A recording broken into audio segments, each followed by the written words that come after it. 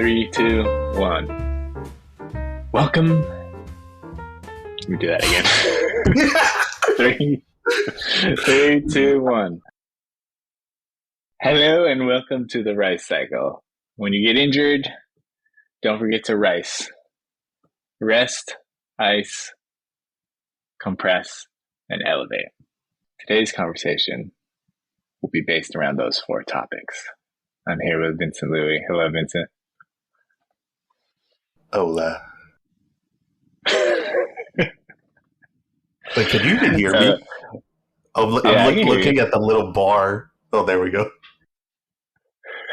There was a long pause before your hola, right? That was dramatic. It wasn't like lag or anything. So how was it coming up with your four topics this time? It was very difficult. I tried to take inspiration from current events in my rice cycle. So okay, that's good. Trying to make things contemporary, from my personal experiences. Yeah, that'd be good. We'll have some diversity. I think mine is very just everyday life focused. I think we talked about recording this 2 weeks ago or so, and then eventually each topic came one by one, and it was just remembering to write them down. Okay, you want to go first? I'll go first, even though it's I feel like my entire rice cycle is completely out of order. So I think I had this as ice, but because I'm just leading off, I'll just put this as rest. But okay, so you're just gonna have to spin it in a way where I'm ham-fisting it into rest. Okay, all right. So twisted your ankle. You gotta take a break. You gotta get some rest. Gotta get some rest. And this is how I'm gonna link it. And it's appropriate for this time of the year because it's football season. And this football headline actually has been rest up. No, I should say it's been put to rest already, but I haven't given my 2 cents yet, so I'm going to bring it back. I'm going to resurrect it. Oh no. I hope it's not what I think it is going to be. All right, go ahead. It's exactly what you think it is. And it's about former San Francisco 49ers quarterback Trey Lance. Okay, all right. What is it about him? What is it about this young man? This young man with a good head on his shoulders. Does good things for the community. A receding hairline. Okay. What is it about him? I had to throw my hat into the ring about Trey Lance because all I heard about around that time that he got traded, or the weeks before he got traded, was how horribly the Niners fumbled the bag and how they destroyed the young man's career and how terribly they handled it. And that's all I heard from going on Facebook or Twitter or watching these sports commentators talk about the issue. It's always, Kyle Shanahan messed everything up and the Niners are just a huge disgrace for, ruining Trey Lance's career. And I was thinking, well, if the Niners were tanking, it would make complete sense to play Trey Lance, but the Niners are in a win now mode, so I feel like it's completely silly to disregard the success of Brock Purdy and to basically just shoehorn Trey Lance into the lineup, even if he's not as good as Purdy. So I kind of want to push back against that narrative that the Niners are just fumbling the bag. Yeah, I'm a fan of Trey Lance, but I think that Brock Purdy should be the starter. I don't think that they ruined his career. I think that they chose a path that other people disagreed with. Other people probably would say, "Oh, he should have just started as a rookie," or that they called too many run plays for him, and that's why he got hurt. But he actually would have been the starter. He could have been the starter his rookie year if he didn't get hurt in Arizona. And then he could have been the starter all year last year. So, yeah, I don't think they ruined his career because I think that he's still going to be good. It's just not going to be with the Niners. And it's just on it, and like the Niners needed him to be ready now, but he wasn't ready now. But I think he will be very ready in like 2 years. Yeah. I love the young man. He's got the right head on his shoulders. He wants to be good. He wants to be great. Loves ball.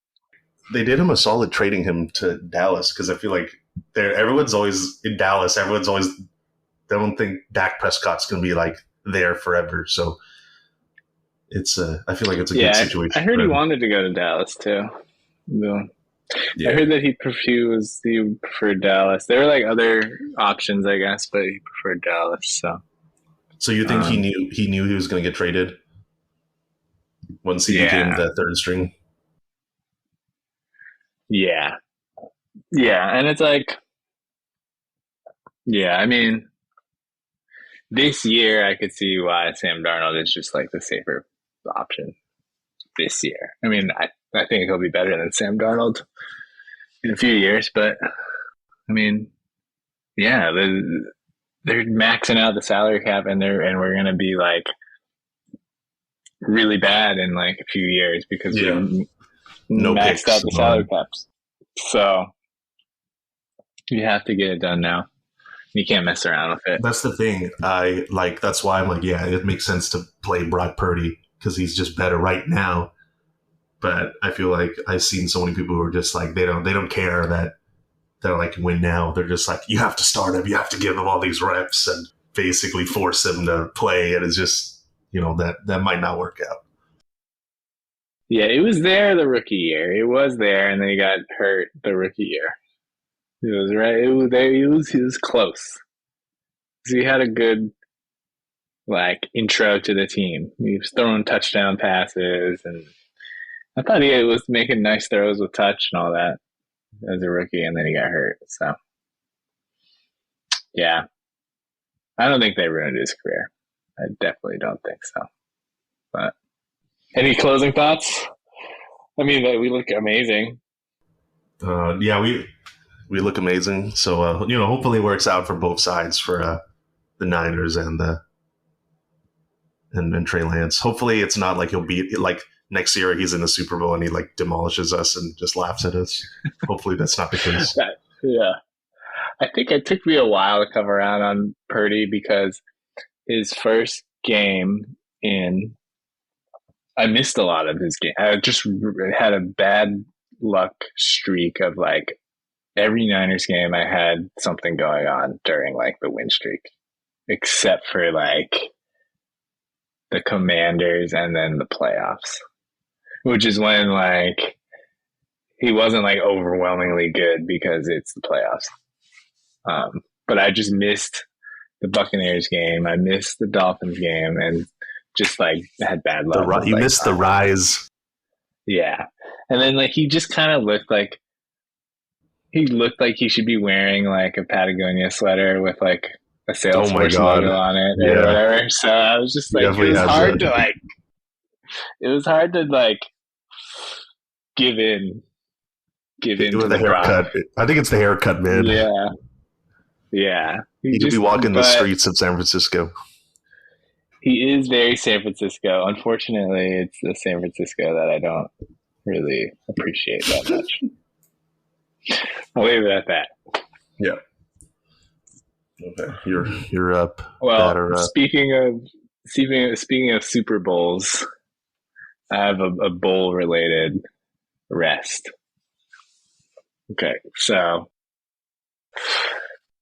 when I go number one, when I go pee, I like to rest. Okay, I like to rest when I go pee. Do you know what is your interpretation of that? Are you a sit down kind of guy? Yeah, I'm a sit down guy. Yeah. especially I mean, at home. In public, no way. That's just way too much work in public. But at home, I'm 100% sit down guy. Wow, what are you? I'm a. I think I'm a 70 to 80% sit down guy. Yeah. Well, I think. why? What's the other 20 to 30? Like at home, you'll Yeah, stand up oh at no, so home. this is 20 to strictly at 30%. home. So 70% sit down guy, and Yeah. the other Why are you thirty standing at percent. home? Why am I? Yeah. Because sometimes, like, let's just say, oh, I'll use this as an example. Because the other day, let's just say, like, I'm about to hop into League of Legends game, but I'm like, oh my god, guys, I have to pee. And I run to the bathroom. I was like, "There's no time to take off my pants and sit down. I'm just gonna stand here and do my dirty work, standing up, not Yeah. resting." So Yeah. those are the Yeah. rare moments. But I feel you on that. Yeah. What's that? That's when I'm you a have to gentleman. I get. sit down. That's when you. That's when you have to get back to the computer and in a finite amount of time, and you don't have time to like clean up any splatter. Like this is no consideration of splatter. You just have to, yeah.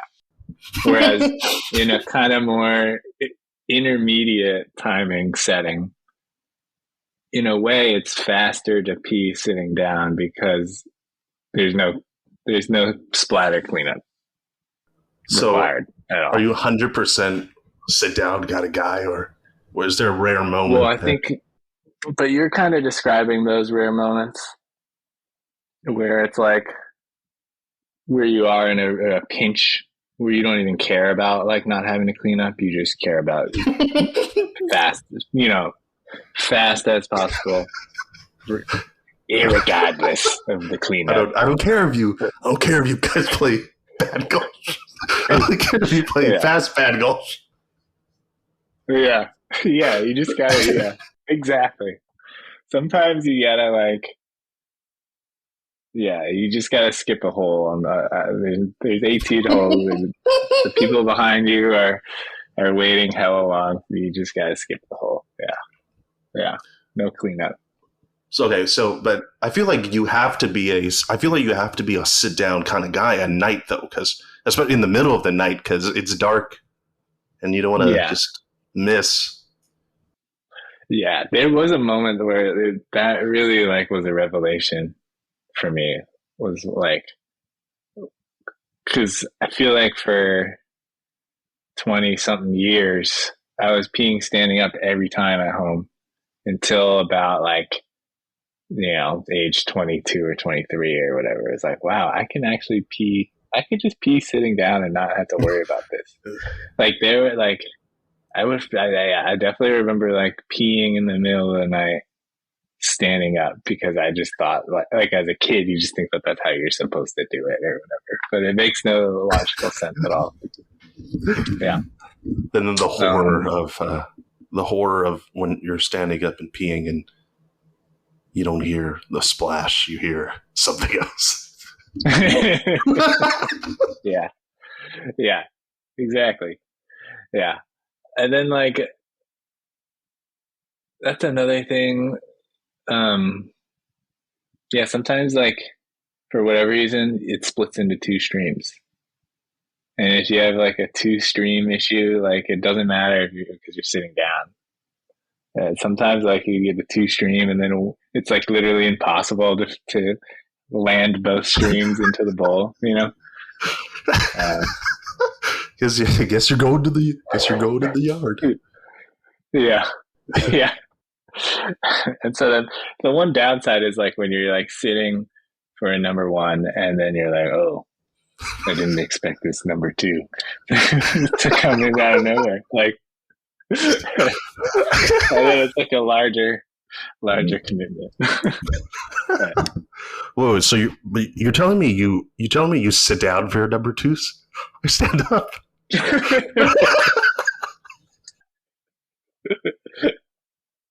oh shit! No pun intended. All You right. give me a good idea though for the next time we do this, because there's something related to the rest that I want to bring up, but I'll save that for next time. Ooh, teaser. Okay. Yeah, All teaser, right. teaser. Let's go to I. Let's go high. Let's go to Okay. I. The reason why you ice your injury is you want to attack the swelling. You don't want it to swell, and you want that you don't whatever. I'm not a doctor. I can't explain this. Uh, But you don't want the blood rushing to the injury, because I think it actually accelerates healing if you the first 2 days, if you ice your injury or something like that. I don't know. Maybe we'll yeah. bring in a doctor on this show in the future. But um, anyways, that has nothing to do with what I'm about to talk to you about. Do you? I don't know if I don't know if we talked about this, but it's something that I felt for the last couple years, but I've just been too cowardly to bring it up. I want to ask: Are you? Do you and Joyce listen to K-pop? Joyce does a little bit, but like not nearly. Like we have some friends that it's kind of a red flag, like how much they know about these K-pop stars. But I think Joyce will listen to like Blackpink here and there, but that's it. I'm really glad you mentioned that, because my ice is well, actually, I think this is whatever. It's all messed up now. So my ice is actually, the last couple of years there's been a very creepy obsession with anything related to Korean culture. And what Yeah. I mean by that is it's people are obsessed with the hair. Like now, I feel like the parted hair is making a comeback. We saw like back in the day in the like what late '90s when we were in elementary school. People had Hmm. it was Hmm. fashionable back then, but now it's making a comeback. The parted hair, um, the aesthetics of the Korean 10-step skincare routine. And then there's the, K-pop. People are like really into it. Like it's not just like Asians, it's like Caucasians, it's everyone. People are really into that kind of music, and people like love K-dramas, and people want to visit Korea. And I feel like it's bordering creepy, like fetishization of Korean culture at this point. And that's just my perspective, but I feel like Yeah. you said, like how creepy some people know about, like how much people know about K-pop, and it's just weird.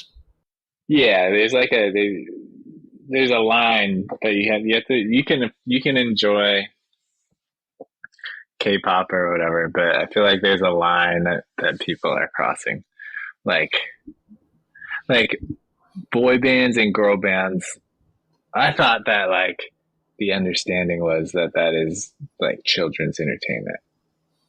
You know, like the only reason why someone like over the age of 30 or whatever is going to be going to a boy band or a girl band concert is because you're bringing your child to go watch them. But I think we've hit a point with the K-pop where it's just like grown 40, 30-year old men that are just like that know everything about these like woman idols, and it's crossing a line. It's definitely crossing the line. And then Yeah. also like Joyce's family is from Taiwan, and so her dad just hates Korea. It's really funny. Like So no for matter what what, reason? like he's just not. No matter what, like Koreans could like cure cancer, and he would still like believe that like they didn't actually do it, or that it's actually bad for you or whatever. It's just not a, well, he just thinks that everything Koreans do is just kind of like a half-assed copy of either like Japanese people or American people without like any substance. Like all just like exterior, superficial, and then no actual quality. That's his that's his take on Korea. I kind of feel that way about like K-pop. I mean, I don't think there's anything wrong with liking like whatever genre of music. Like I don't really care like if someone likes K-pop or not. I feel like K-pop was like manufactured by large companies to basically be hyper appealing to the consumer. The boy bands and the girl bands, everyone is like hyper attractive. Yeah. They all have like a image to keep, and I feel like it's just like everything is really produced. Yeah, like copy American hip hop without any like understanding of like Black American history or whatever. It's very Korean to them.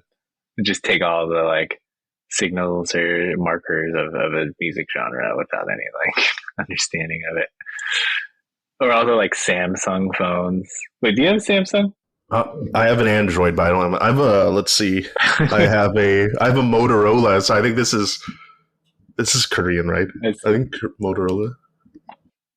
I don't know. Let me see. But like the whole thing of with Samsung phones is they always like have something before like an Apple product has it, and then they just like brag on it before Apple comes up with it. But it always like breaks or something. Or like remember like Samsung had that like exploding battery and shit like that. Oh yeah. So yeah, that's probably what also fuels Joyce's dad's view of Koreans. Motorola was an American multinational telecommunications company based in Schaumburg, Illinois. Well, so you got an American product over there in your pocket. You're saying that I'm a patriot? American, based in America, Illinois. That's right. Yeah, that's my Schaumburg. My ice. Just I think we gotta cool it. We gotta cool it. We gotta cool it with this fetishization, man. It's getting I feel like it's like a cycle because I feel like 20 years ago when we were kids, it was like Japanese culture. Because like at that time, like Pokemon was big, Digimon, Yu-Gi-Oh, and J-pop, and you know, I'm driving my Japanese car, Toyota and Honda. I mean, there's nothing wrong with that, but now it's totally shifted to like Korea. Yeah, that's why we'll never be allowed to get a Hyundai because we have to drive Joyce's dad around, and he won't ride in a Hyundai. Okay, it's Hyundai. Oh yeah, Hyundai is like the car from Korea, right? Do they have any other cars? Yeah, I think they do, but I don't know what they're called. I don't know which other ones there are. You should just buy one just to spite him. That would be pretty funny.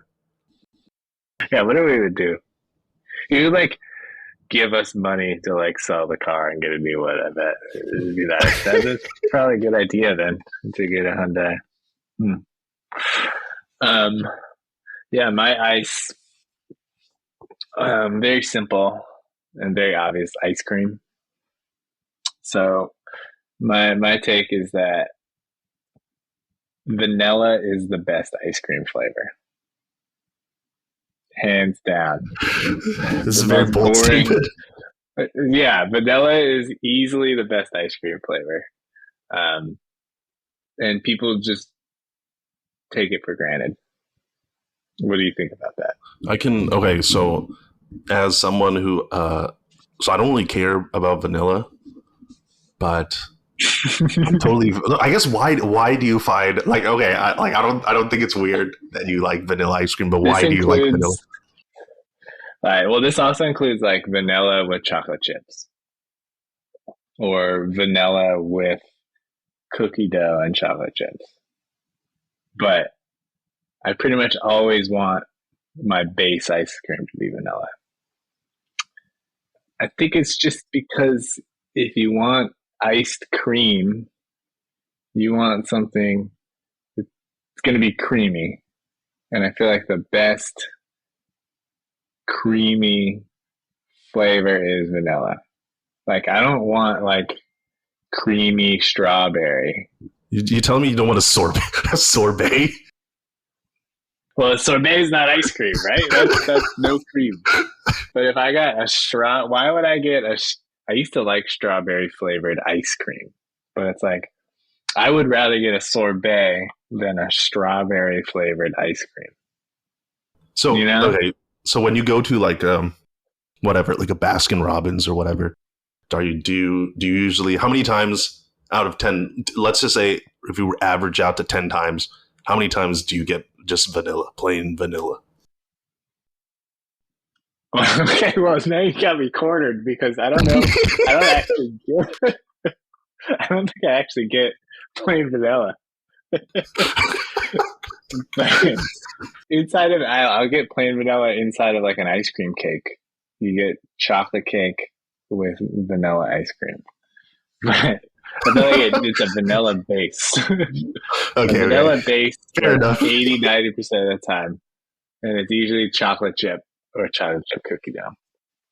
Like I don't I never really get chocolate ice cream or like double dark chocolate ice cream because I'd rather get a vanilla ice cream with chocolate chips and then you get real chocolate chips. You get real chocolate and then it's playing off of the cream. Whereas I feel like chocolate ice cream is just like a compromised version of real chocolate. I can see that. I no, no, okay, no, no. This is good. This is good. This is also a good segue into Yeah. my next topic. But Yeah. I think last week my our manager treated us out for ice cream, and we like went to a Salt and Straw. On yeah, we went to a Salt and Straw, and she was telling us, she was like, "Oh, you know, Salt and Straw is known for its seasonal flavors." And Yeah. Yeah. You I just gotta like look get at the the season. Yeah, I just look at I look at the menu. It's just like stuff I don't understand, like something roast nut, coffee, peach, pineapple, blah blah blah. And I'm just like, I'm gonna do something less adventurous. I'm just gonna have double yeah, you chocolate gotta get brownie. the cinnamon butter horchata or whatever Yeah, it is. Like I would rather have an actual horchata beverage than it in ice cream form or whatever. Yeah, that's my point. La- Lavender, another bad flavor. Lavender. well, I mean that's uh, why I like cookies and cream because you know that vanilla base. You know, yeah, and then it's like get a vanilla ice cream. You go to Haagen-Dazs, you get a vanilla ice cream with raspberry sorbet. Oh, ooh, so good. Yeah, because then you have the actual bold fruit flavor playing off of the cream. All right, all right. So you had a nice segue a into a nice segue because compressed. I'm gonna stick to the topic of food. I'm gonna stick to the topic of food for what is this compress. Yeah. And again, I don't know how this fits in because I'm Wait, just how'd gonna you get throw it into out there. pigeonhole mode? Because it was like out of order or something? I Or well, at first I was trying to fit it. I was trying to fit it in, and then I was like, I don't like where my topic is, so I just reshuffled everything, and then I just got more confused. Like, oh, I don't know what I'm going to talk about uh, first. it's like you kind of want a nice arc. You want to like build from 1 to 4. I also want to fit the theme, but it just all got ruined. Ruined. Yeah. Well, I guess when you're ricing, you're resting, icing, compressing, and elevating all at once, and it's not necessarily in one particular order. So, all right, lay it on me. Speaking of food, if you, I guess, where would you go in San Francisco if you wanted some high end dining? Which district would you go to? Um. Well, I think like I kind of thought of like my favorite, like when I think of like high end dining, besides like Japanese, I think I would go like French or California cuisine, like like people like the type of cuisine that came out of like Napa Valley. Um, but there's a couple of restaurants that are close to each other that do California cuisine very well. One was called Rich Table. Have you been to Rich Table? No, It's in, that's it's in California Hayes cuisine. Valley. Okay, so Hayes Valley. Yeah, You would go to Hayes and Valley. then there's another place we like to go to called Octavia, which is kind of near Japantown. So Okay, so it's what on that is Octavia. It's literally on Octavia. on Yeah. Octavia. So that's near Japantown. So what is that? Is that like lower Pack Heights? Would that be Yeah, it's lower like Pack Heights? Octavia and Bush. Or what was that? It's like Octavia and Bush. So it's maybe it's kind of near like Laurel, Okay. but it's really kind of Japantown. Yeah. Okay, so we'll say I guess I think Japantown. of specific restaurants. Yeah. I think of specific restaurants and not necessarily like a location or a neighborhood. Okay, so hit me up with one more. So Hayes Valley, Japantown. Okay. And then, well, recently we got steak. Yeah, but there's not really that many good restaurants around there. But I'll entertain you with Van Ness, where House of Prime Rib is, and Ooh, ooh. Harris Steakhouse. Yeah, I love House of Prime Rib. Van Ness Polk area, Hayes Valley, and then kind of like that kind of Laurel, Japantown kind of area. Okay, so the reason why I wanted to ask you is, I think for the longest time since I was a little kid, I always thought North of Beach was like where you wanted to go eat if you were like a upper middle class kind of guy or like a family, because it just seemed fancier there with all the different Italian, yeah, restaurants and Italian food and just all the tourists and all that. It seemed like a good place to go. And cloth the reason, napkins, yeah, the cloth napkins, the wine glasses on the table. So the reason I want to bring the this up as bread my and butter. compress is bread and butter. Exactly. Is I feel like I feel like my entire childhood has been or my expectations have been ruined because I think for the last month and a half, I want to say I've tried a lot of different restaurants in the North Beach area, and they've all been completely underwhelming. So I feel like my entire childhood has been ruined, or like my expectations for that neighborhood. Okay, Yeah, so yeah, I tried yeah. Italian food, and I tried a couple of like Mediterranean spots, and Okay. my general verdict of North Beach. I know that I haven't tried everything, but these are all like sit down restaurants. But my general verdict is everything is like 30% more expensive than something I could find in like West Portal or like Sunset or Richmond, and the food isn't Yeah, that yeah, much better. It's like the same, or like the portions yeah. are It's just are like less. maybe it's dressed up a little more fancy, but but yeah, maybe something in like Westport or something. It's like a richer, it's got more soul in it. We cook this broth for 7 years and we haven't turned the pot off. You know, Yeah, that's more like West Portal. You know, but it doesn't. It's not as pretty looking. There's like there's all right. There was one place that I just sent you that you should try in North Beach, and then there was one other one. Yeah, okay, hit me up. See, I'm open for suggestions because don't get me wrong, like there's good food in North Beach, but I feel like all the good food that I've had was pizza or like something really fast, and it's like you can't really screw up pizza. yeah. This is the one where everybody lines up. I'm putting them in the chat. We got well. I've never been to Tosca Cafe, but I know that Kevin Durant used to love Tosca. That was Kevin Durant's No restaurant. way. He did not strike me as a guy who would go to North Beach. Yeah, right. Sotomare is another one that everybody always lines up to go to.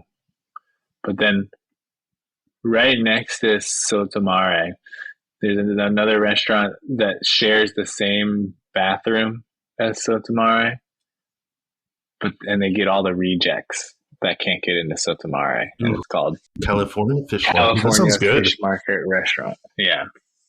So those it's like Italian seafood, classic seafood. Give it a try. Give it a try. Thank you for the Rex. Hold on, I'm Yeah. gonna like. I need to take a snip. I need to take a snippet of this. Yeah, we will all go. No, I definitely do think of North Beach as like if you want to go into the city and feel special, like it's a special night or whatever. Definitely North Beach. I mean, I like the vibes and the environment, but I just feel like if I want if I want just a overall like good food with that it will get me full, I'm probably not going to go to the north. I'm probably not going to go North Beach, and then everyone's going to probably hate me because that sounds like such an anti San Franciscan thing to do, like forsake North Beach. Oh yeah, I think yeah. As someone who grew up near there, yeah, I do hate you for that, Vincent. I do very much. Um, I see how the facade or the just the density of the amount of restaurants there is like really makes it everything feel more important than it probably is. And then there are people that probably just rely on the foot traffic and just put out a mediocre thing. Like I had a really bad North Beach meal for in that same. They're probably doing just that, where they just get whoever is just hungry and like can't find a place. So yeah. You did your compress yet?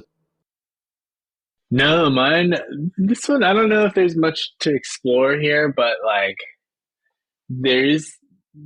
I'll tell you that about it. There's this one neighbor that shares a wall with us. You know how when you leave our door and you turn right, there's like a mini set of stairs, Yeah. and then there's a front door there, and I feel like that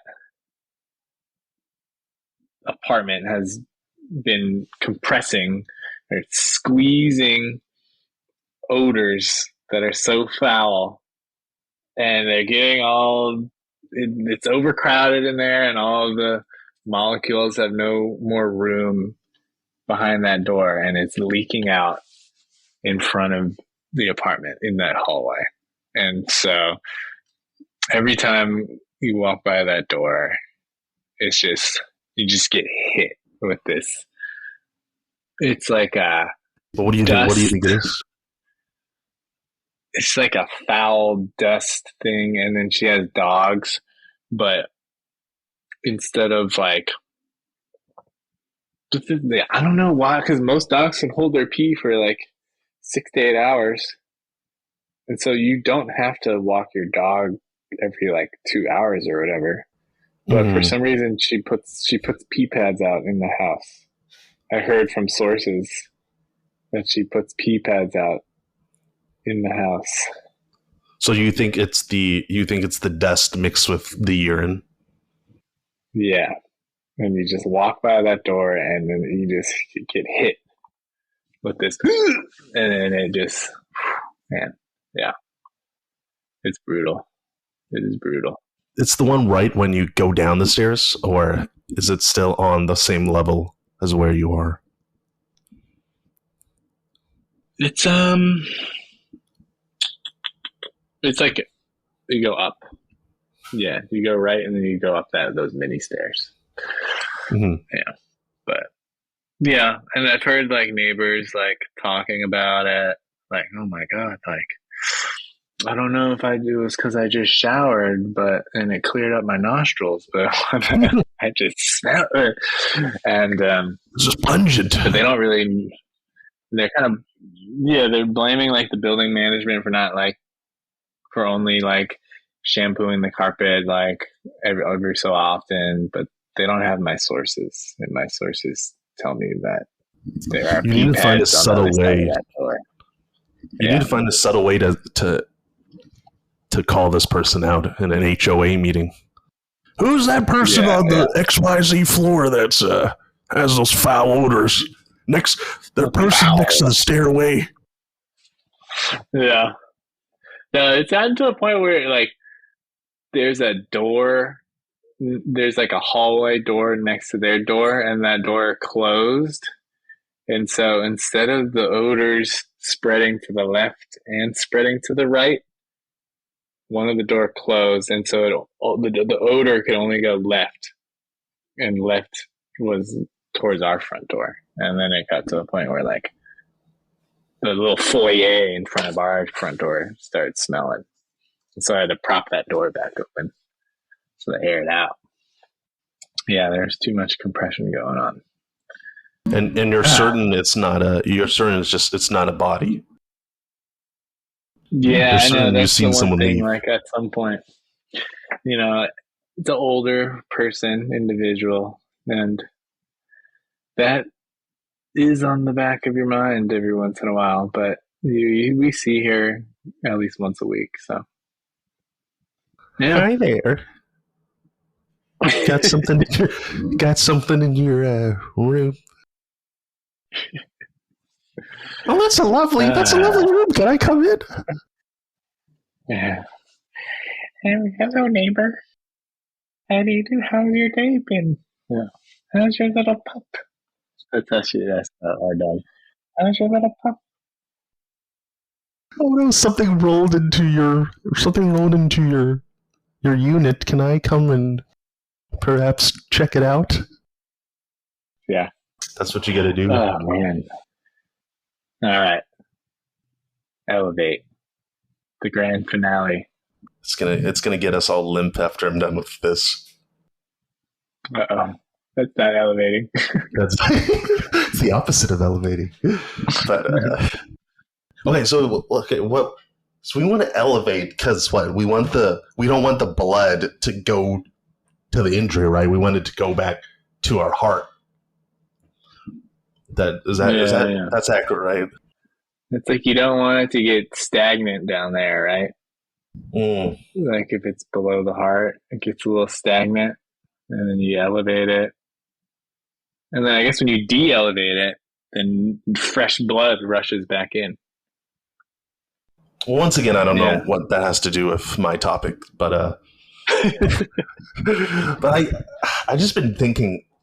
So I'm trying to talk about the culture of San Francisco, and I feel like when we were teenagers, everyone clowned San Francisco because of the hipster culture. Mm-hmm. Like, oh, another coffee shop on this block, and another person wearing a fedora, or like another people clowning on how everyone's doing photography as their hobby, or everyone's an aspiring writer or poet or whatever. And then we went on to like the last 15 years where it was I would say tech is the dominant culture of San Francisco. Like when you think of San Francisco, you think of tech. But then Yeah. basically, I feel like when the pandemic happened, all that, the tech workers went home, everyone started working from home. And I think Mm-hmm. San Francisco is still dominated, like in terms of the cultural space, it's still kind of tech centric. But I feel like it's not as strong as it was before. And I feel like now instead of people blaming tech workers for all their problems, it's kind of like a back to reality. Let's blame the homeless people again. Like blame all the drug addicts and all the homeless people and all the mentally ill people for all the issues that, or like the damn government or whatever. So I think it's basically I feel like I don't know what the next dominant culture is going to be. I guess that's my elevate. Like Just trying to figure out the what's next. cycle's over. I think the cycle might be over, but I don't know. Complete. What's your take? What do you think? Has the tech grip loosened? Yeah, I guess it's like, yeah, I think the homeless stuff, like, it's definitely the main headline now, as opposed to like the cost of living and all that. Um, Maybe it's just that we've all kind of found a way to like tolerate each other, and then it's kind of like that thing where the one thing that brings two sides together is a common enemy, and for whatever, and I don't think it's like, I don't believe that this should be the common enemy, but a lot of people, yeah, well, love to just tell these horror stories of this crazy person yelled at me or chased me, or my car got broken into for the 35th time. Uh, and so then, yeah, now that I feel like some of the townies that townies tend to be more conservative in some ways, and then tech people who tend to be more conservative have found a common enemy. That common enemy being the poor, which is sad, but I don't know. I don't want to be a nihilist, but I do feel like it's forces beyond the local or state government that are causing these problems. But local and state government is another enemy or another like thing to complain about too. I'll leave it at that. Good. That was a good take. Okay, I'm gonna pass it. It is interesting. Like Sheng Tao's mayor in Oakland. I'd be interested to see like how she's viewed by the end, like after her time as mayor, if she's served her. Yeah. That's interesting. You bring that up because I feel like who was the previous mayor? Was it Libby Shaft or something? Yeah, she was kind of more like establishment Democrat. Yeah. Yeah, and I feel like I don't know. Maybe this is just psychological tricks, or maybe it's just like frequency bias because it happens so often. But I feel like nowadays, like now that there's Shang Tao, I feel like now you keep hearing on the news like how horrible like Oakland is and all that. But like when Libby Shaft was mayor, I'm sure things were still happening, but like you didn't see it like reported all the time. But I feel like now it's just feels like people are making the Bay Area seem like Detroit or like South Side Chicago or something. Yeah, there was a recent article about Oakland on that.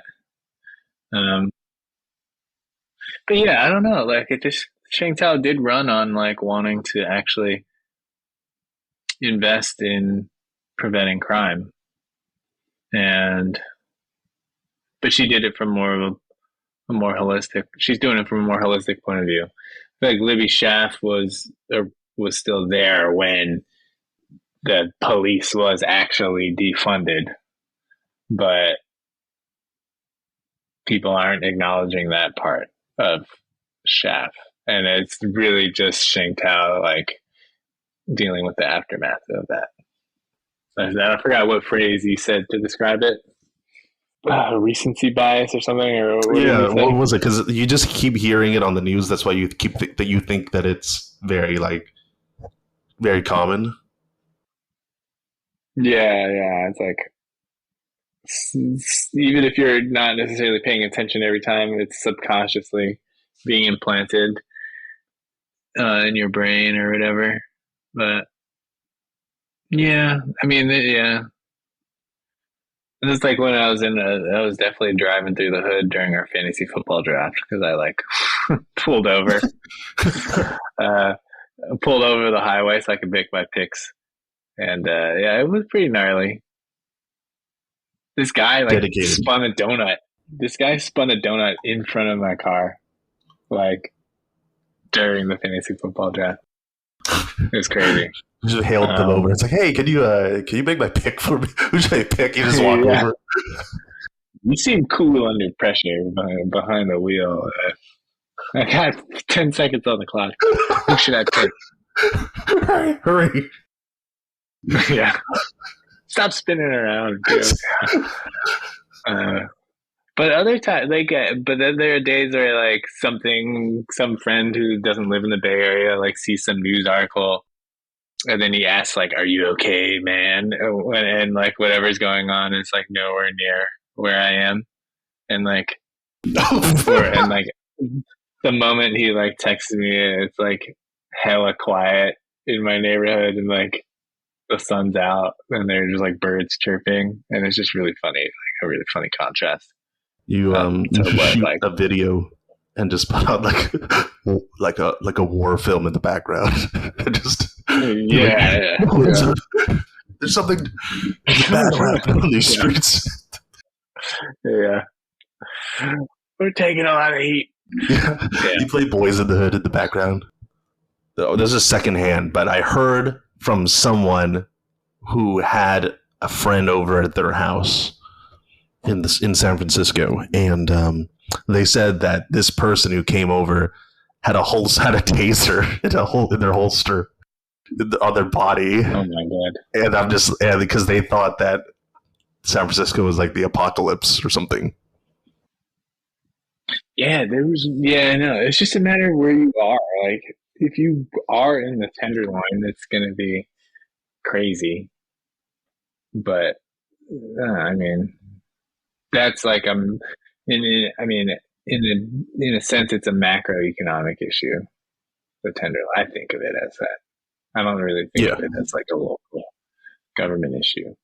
It's opioid epidemic, pharmaceuticals, like wages not rising with inflation. It's all that. So it's not like you can just blame it all on local government. That's insane. it was that damn Mayor London Breed. Yeah, yeah. But then you can also like I was driving through like Noe Valley one day and the sun was out and it was just like so beautiful and I was like, damn, like I don't think I ever drove down that street before and it was just like the most beautiful neighborhood ever. It's just really funny that like it's in San Francisco and that's with this like reputation going on. There's a lot of land. That's my take. Yeah, there are bad parts, but there's also a lot of land. Yep. It's a small city, but there's still a lot of land. It's not like we're all living in like one backyard or something. Okay, grand finale. Grand finale, Gonna end baby. with a bang, but this will be a doozy right here. All right, Hit me. I'm just gonna say I don't know why it didn't elevate, but I guess I'm elevating it because I think people should do this more. I'm just gonna say what I do. I'm just gonna say it. Oh, okay. I'm scared. Should I be concerned? After I shower, I wipe my butt with toilet paper. Okay. Let me see how I get mentally die. Let me see how mentally I get die. Okay. Keep going. Walk us through that. Walk us through it. You're done with your shower. Okay. I usually I use my towel to dry off, but I don't go between the legs. And then I might do some like lotion stuff for my eczema or whatever. And then I sit on the toilet and wipe my butt with toilet paper because it's wet from the shower. Okay. And sometimes there's just a little runoff. You would try to make sure it's clean. Okay. Yeah, it's like a little. You know how when it rains, there's a little mudslide. Oh God. Have you ever done that before? Have you ever felt like you should do that before? Wipe with the toilet paper? Just wipe your butt after you shower. Well, okay, I think we should all be aware that there's potentially stuff down there. Yeah. Well, but here's the thing. Okay, but here's the thing. I don't. Okay, this is damned if I do, damned if I don't. Right? Because I don't wipe my ass with toilet paper after the shower because my thinking is because in the shower I wash my ass crack with the bidet, the water. So it's like yeah. So during the shower process, I wash my ass crack, and I was like, I think that's good. I think that's good enough. It's squeaky clean. Okay, I'm elevating this and calling this to everybody's attention. I do the bidet. I use soap, but there might still be something down there that needs your attention. I can see that. I'll leave it at that. So so it's like no, okay, but here's the thing. Do you wipe like after you hop out of the shower? Do you dry it off? Because isn't it like you put toilet paper up there right away? The toilet paper is going to dissolve in between your ass cheeks because it's wet. Well, I do other stuff first. Like I dry off the rest of myself first, and then do other routine stuff, and then it's So not you let it like air dry. You're saying you're like I let it air dry, but then there's still a little bit of moisture that just I would rather have that moisture be completely what's a dry wick. okay. I want to get rid of it, and that's when obviously not going to use my bath towel. That's where I come in, and then sometimes it's not. I do when I go number two. I do wipe very thoroughly, but sometimes when I dry down there, there's a little color. There's a little color on the toilet paper, and so I just want to make people aware of that. You know. There's more power to you because you want to be extra. You want to be extra clean. I can see the benefits. I can see them. I'm just okay.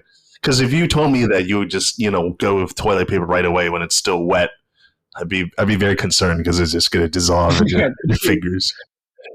That'd be really weird. Yeah. I encourage you to today. No, here's the thing. Shower. I want to play devil's advocate right now. I want to play devil's advocate because what if you know how? Okay, I'm circling back to rest, where you rest on the toilet, and then you're talking about the unexpected number two. So what if you're wiping and there's an unexpected number two? So then you just do you hop back into the shower? No. I think at that point it's like no, because it's after you wipe enough, there might still be left over, but whatever that leftover is relatively dry, and it's not like loosened up. But when you shower, whatever is in there gets loosened up by the moisture. Yeah. So that's all. I'm just encouraging people out there to just check. Tonight, I will get out of the shower and admire my body in the mirror while waiting for my ass to air dry, and then I'll do it. I'll do it because you inspired me. You might surprise yourself. You might have a new habit, and you might be telling all of your friends to make sure they do that too. Yeah. Well, rice is a good habit on its own. So maybe we're in the business of promoting good habits on the show. Yeah. It's about rest, restoration, healing, health, bringing down whatever inflammation there is in your life. I think that's it. Thank you. This concludes another rice cycle. Thank you for another great discussion, and thank you all for listening. And if you ever find yourself injured or a sprained ankle or some kind of boo-boo, don't forget, it's an acronym, RICE. It's the 4 easy steps: rest, ice, compress, and elevate. Thank you, and have a good night.